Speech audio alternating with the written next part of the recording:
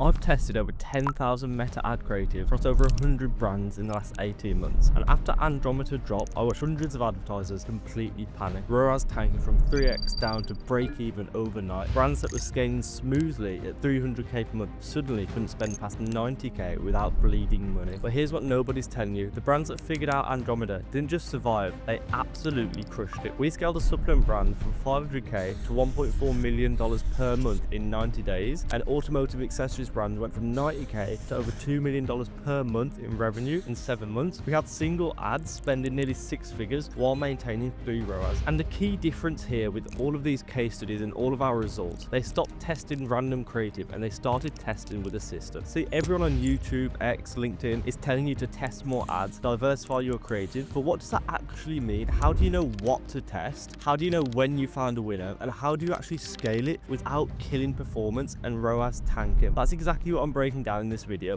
This isn't theory, this is the exact testing framework we've used to manage over 57 million in meta ad spend, the same system that's helped brands reduce their CPA by 35% and lift ROAS by 30%, even when scaling to 7 figures per month in ad spend. By the end of this video, you'll know exactly how to test creative post-Andromeda, how to identify your winners before Meta does, and how to scale those winners without destroying your account, without destroying your CPA. So pay attention, because this will completely change your approach to creative testing. So section 1, why your creative testing is broken. Before I show you what works, you need to understand why most brands are testing completely wrong. So I audit ad accounts every single week, and I see the same pattern over and over again. Look at this. This is what most creative testing looks like. Random ad names, no clear angle tracking, no iteration logic, just throwing ads at the wall and praying something sticks. So you've got completely random naming conventions. And here's what actually happens. So a lot of brands, they'll launch 20 ads on Monday, for example. Wednesday, let's say one of them is getting 80% of your budget. Now this is what happens a lot of the time. I've seen it happen over and over again. And the other 19 got $50 each, $10 each, and you kill them. But here's the problem. You have no idea why that one ad getting 80% of the spend worked. You don't know if it was the hook, the creator, the problem you called out, the format. You don't know, so you can't replicate it. Meanwhile, Meta's algorithm is learning, but it's learning from chaos. One ad talks about convenience, another talks about price, another one talks about quality. Your pixel has no idea what you're actually selling. This is why you hit a ceiling, not because you need more ads, but because you need more intentional ads. Post Andromeda, the algorithm doesn't just look at your targeting, it looks at your creative clusters. So it's grouping your ads by concept, by angle, by emotional trigger. So if all your ads are random, the algorithm can't compound learnings, and you're starting from zero every single time. So the brands that scale post Andromeda do 3 things differently.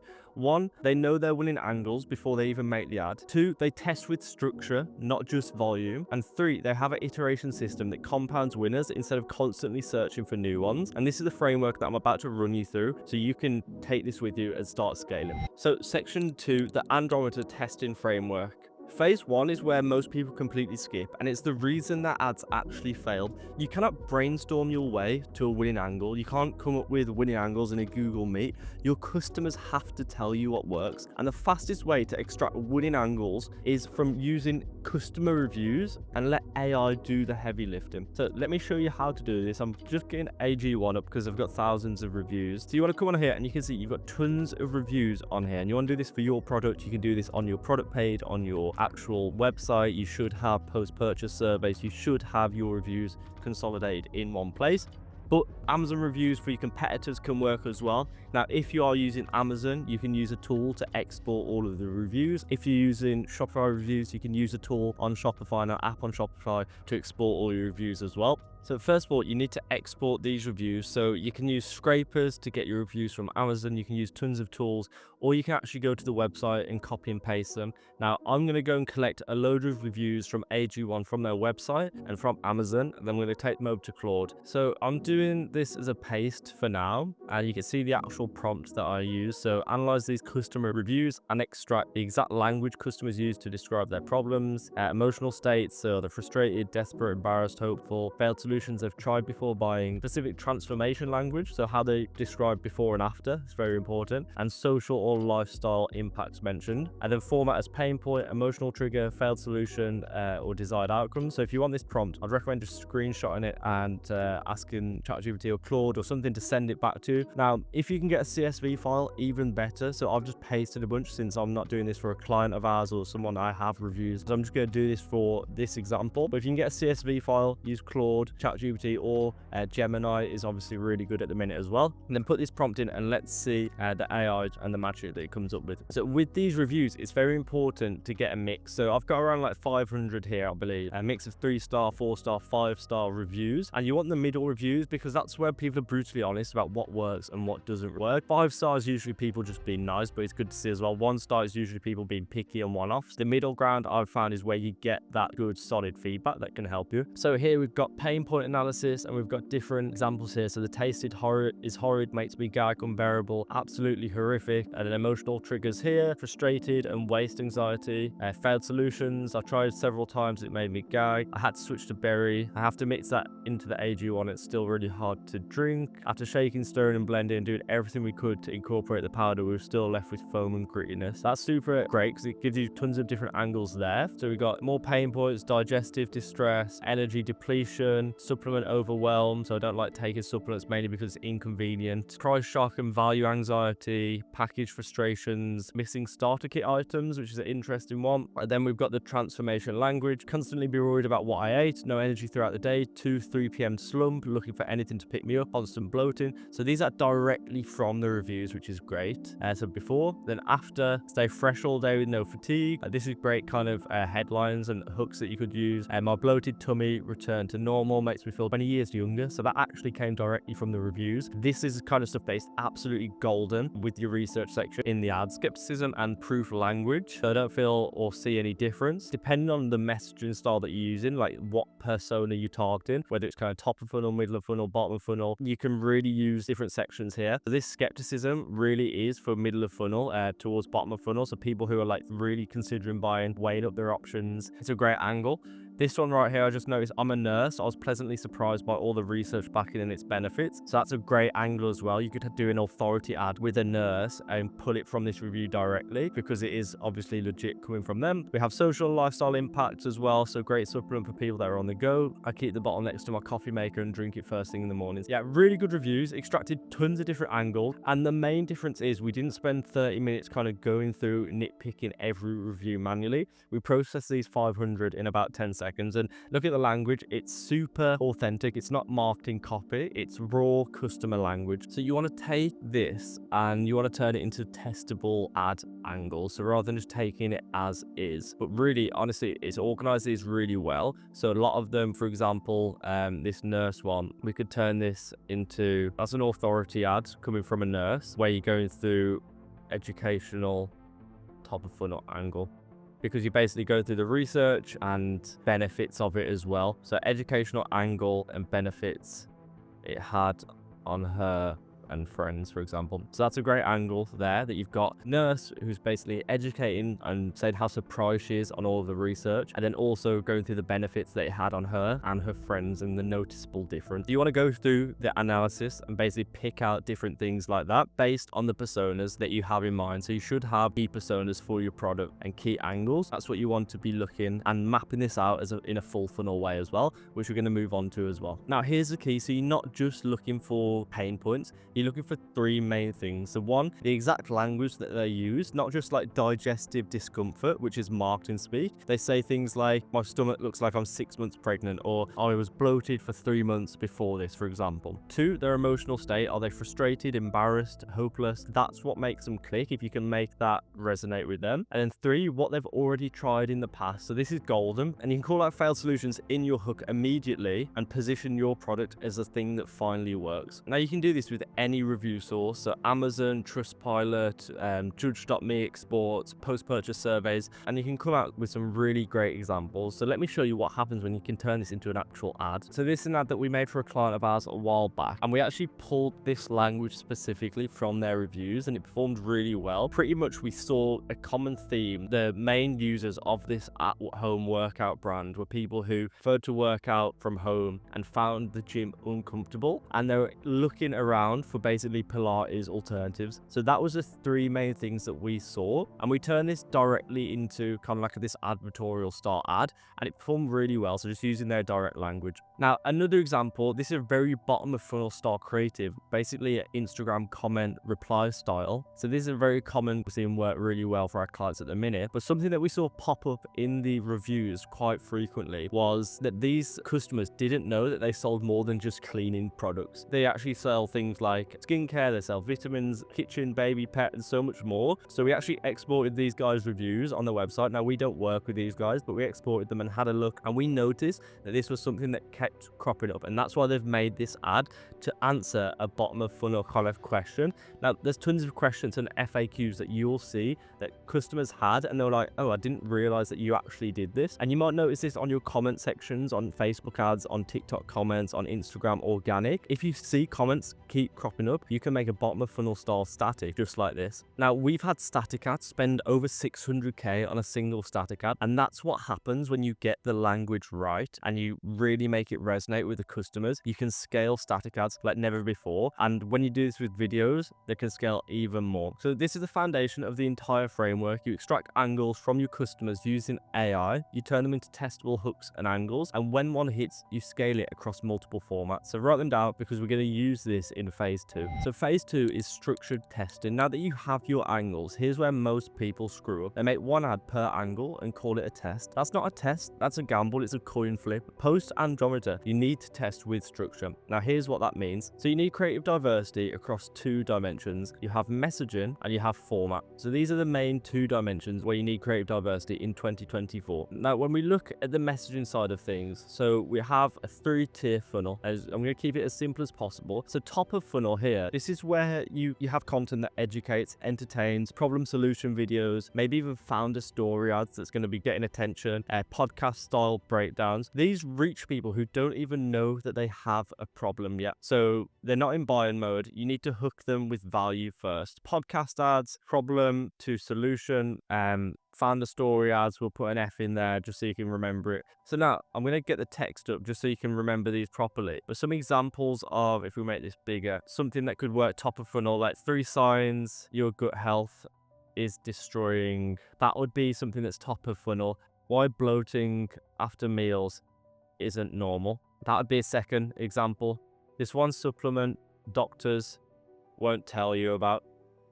So that's another great example. So these would all be top of funnel style examples that you can use. Now, we also, as well as this, we have middle of funnel. Now, middle of funnel is social proof, differentiation, testimonials, before and afters, us versus them comparisons. So these nurture people who are aware of solutions but haven't actually decided on you yet. So I can give you some more examples of what this might look like for middle of funnel. So this is what happens when you fix your gut bacteria, why our product works when previous failed solution doesn't, showing real customers and real results. So that's middle of funnel that we like to call. Bottom of funnel, this is really when the conversion focused at the bottom here. So it really like this funnel because you will be getting people, qualifying people and moving them through the funnel. So think of this one persona that you have, this one person, and speaking to them in 3 different ways. Now, bottom funnel, yeah, conversion focused, direct offer statics, risk reversals, urgency,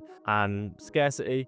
Pretty simple. Bottom of funnel is probably the easiest, and bottom of funnel is notoriously the easiest to convert, obviously, because it's the most interesting. 50% off first order, 30-day money back, last chance sale, and stuff like that. Adding social proof and showing why your product is best, which kind of overlaps a little bit with middle of funnel. But yeah, bottom of funnel, it's their conversion. You're trying to get them over the line. Problem that I see with a lot of e-commerce, a lot of brand owners, is they find themselves in a section kind of around here where they're just doing bottom of funnel ads. And when you only do bottom of funnel ads, you cap out because you're only targeting people who already know about you.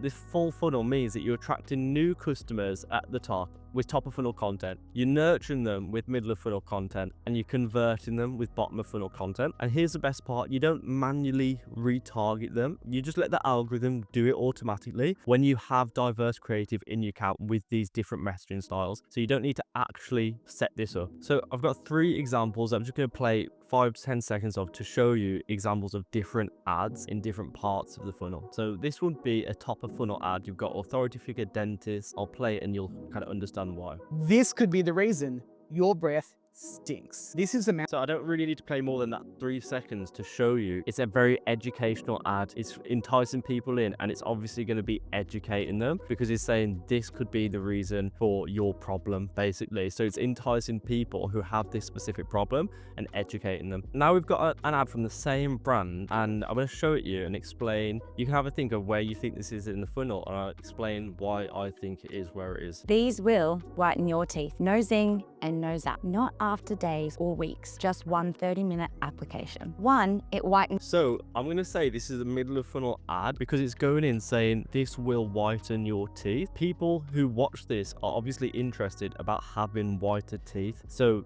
they don't need the education. Their goal is to understand what this product is for whiten my teeth. How can it solve my problem of having whiter teeth? And then it goes straight into like a product demo / before and after style ad. So really it's a great middle of funnel ad because it's showing the results of the product. Now finally, we've got a bottom of funnel ad here that I'll play for you. Grove isn't just about convenience. It's about ensuring only trusted brands make it to your home. You can see it comes in with the brand name, it comes in with like a product unboxing, and then going into benefits and explaining why this is better than like other products. And then at the end it comes in to show, I'm not going to go all the end, but it comes in with lots of risk reversals and a discount and a big offer. So this is a bottom of funnel style video because it's basically showing the product, showing you behind the scenes of the product. It's simple, it's direct, it has a clear offer at the end, and it converts warm traffic. So you can see these kind of ads work well together. If I come back to the amazing diagram here, these ads work really well together because when someone sees your top of funnel ad, they'll engage with it. Meta automatically will show them the middle of funnel and bottom of funnel stuff as they move down the journey. So you're not just setting up complex retargeting funnel, the algorithm handles it when you give it diverse creative to work with. Now here's the testing structure. For every angle you identified in phase 1, you should test it across at least 3 formats. So format 1 can be UGC video, real person, testimonial video, authentic. So format 2 can be a static ad with a bold headline, clear visuals, direct response style. Format 3 can be a podcast style or founder ad, which is very conversational, trust building and educational. So that's the bare minimum. 1 angle, 3 formats. That's how you know if the angle works or if it's just the format. Most people test 1 angle in 1 format, it fails, and then they assume that the whole angle's dead or the whole persona doesn't work. But maybe the angle is great, but just the format is wrong. But when you test with this structure, you get real data that you can compound in the ad account. Now, phase 3 is winner identification. Now let's talk about the most misunderstood part of testing. How do you actually know when you've got a winning ad? Most people will wait for Meta to tell them if an ad is getting spend, it must be working, right?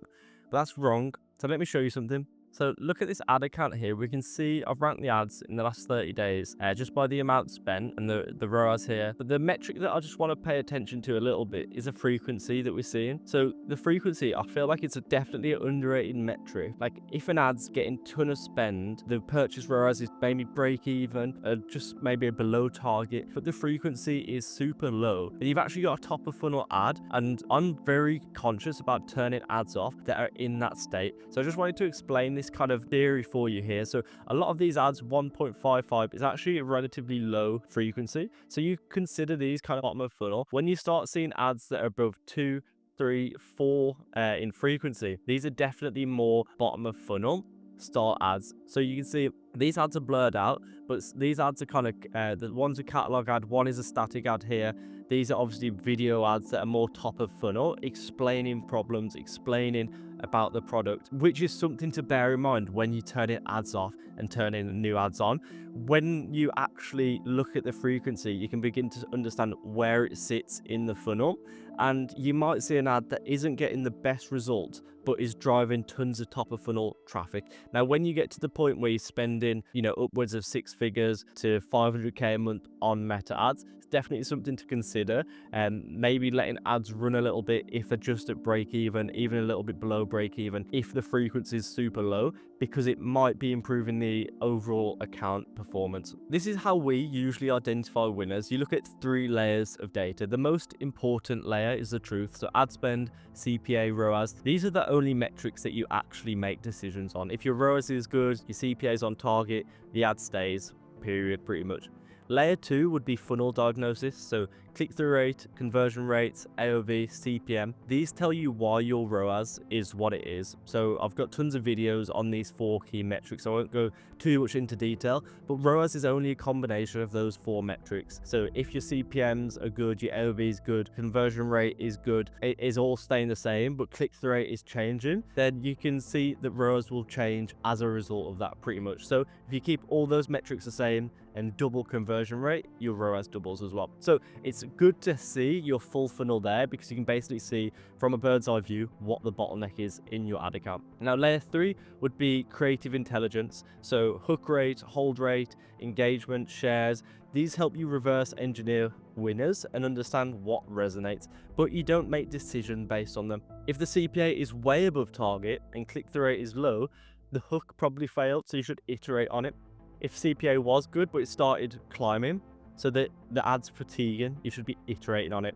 And if CPA is high and nothing else is good, then just kill it. This is how you avoid killing winners too early and avoid scaling losers for too long. So you're not guessing, you're diagnosing what's going on inside of your ad account. Now, phase 4 is iteration loops. Now, this is where the magic happens. Most brands start from scratch every time they make new creative. That's insane. You're throwing away all your learning. The brands that scale post-Andromeda don't just find winners, they compound them. So this is our creative tracker. Every single ad gets logged in here. So ad name, the concept, the angle, hook, creator, format, and you can go as far as you like with this. The benefit of this, you can start to point out specific ads. For example, we have an iteration loop now. A lot of our media buyers, so we have in-house media buyers, but our clients' media buyers as well, will be tracking the results in here. So you can begin to find ads. I'm not going to kind of go through all of these. For example, this ad right here, the angle was ADHD friendly. That was a concept, and the angle was kind of surviving meetings, someone with ADHD. So it's the kind of this product. I won't go into too much detail, but you can come in here and you can see this one was actually a winning ad, and that's the benefit. So you can start to come through. We have our creative tracker, and what you want to do is your media buyer comes in here and will tick off. So you have a section on the end, and they tick off if the ad's being launched. So we have a status section here, so you need to have that status in here. Then also comment sections, so they can add in a note saying, okay, this ad was crushing, 3 ROAS, spent this much, and this is where your creative strategist will come in, and it gives them clarity and helps with the feedback loop. Now, we are in the process of automating a lot of this stuff. So we have our own kind of app now where we have the naming convention tied to the ad account, and we can kind of automate that. But I think manually Google Sheets is still the most reliable, and it means that your strategists and your media buyers are actually putting the work in and manually looking, which I really like about this process. So keeping it manual is actually a benefit, I think. Without the tracker, you are flying blind. With it, you know exactly what worked, and then you can go ahead and build on it. So here's the iteration process. When you identify a winner, you don't just let it ride, you compound it. So there's 3 main ways to iterate on your ads. So one is take the winning hook and put it on a previous winning format. It's super low hanging fruit. You know the format works from a different angle. Now you're testing if the hook makes it work even better. So 2 would be change the format, but keep the angle and the core message. So turn a UGC ad into a podcast ad, for example, or turn a video into a static ad. So the same core message, but with different delivery. So we had an ad that performed well as a UGC video, and we turned it into a static ad with the same hook and the same angle, and we saw it perform. We actually outperformed the video ad for a little while in terms of ROAS. The same message, but with a different format, but we've got a new winning ad from it. So it's a super easy way to iterate. And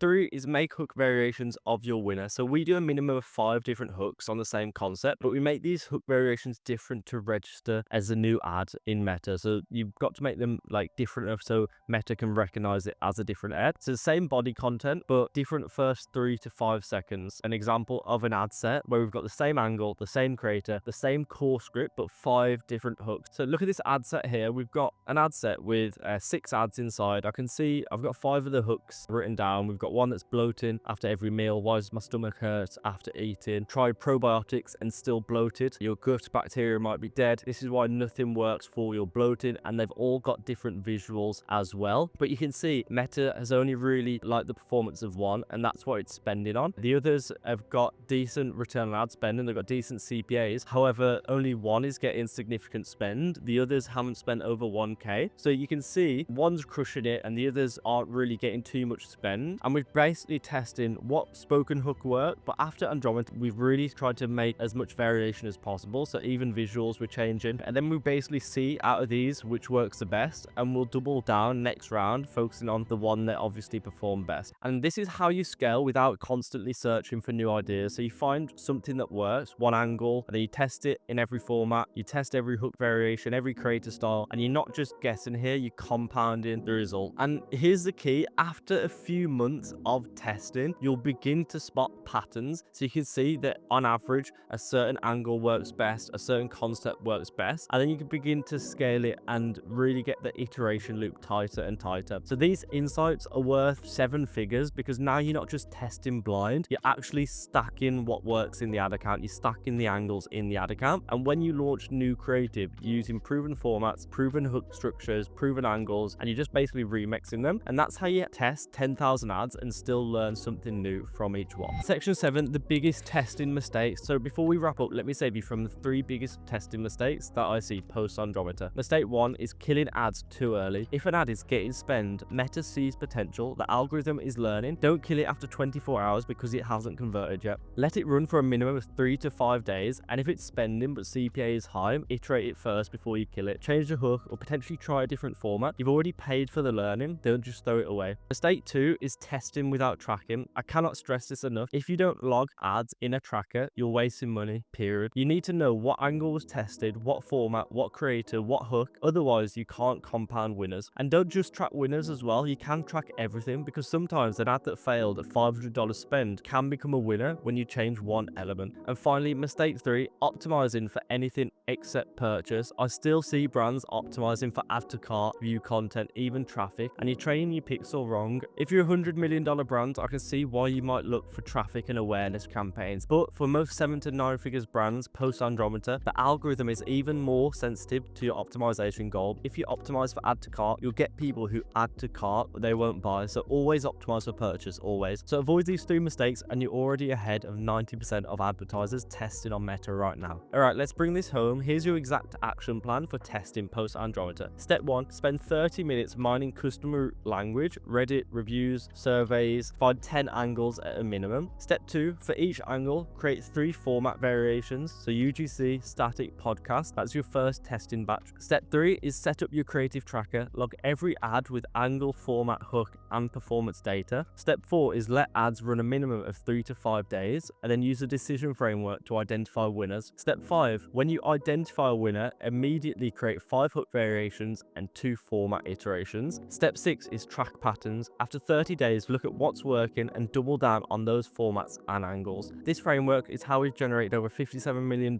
on Meta and helped brands scale from 6 figures to 7 figures per month. It's not about testing more, it's about testing smarter. So you can take everything I just showed you and go and implement it yourself. The information's there, so go ahead, do it. But if you want my team to do this for you, to map out your winning angles, test them across proven formats, and manage the entire creative process from research to production whilst implementing a system into your business, I've opened up a few creative planning calls where we'll audit your ad account, identify exactly which angles you should be testing, and show you how we'd scale your creative with this framework. So the link's in the description. If you want your ad strategy dialed in, go ahead and click that and schedule a call with myself and my team. And if this video was valuable, subscribe, because I break down real ad accounts, winning creative strategies, and testing frameworks on this channel. And I'll see you in the next one.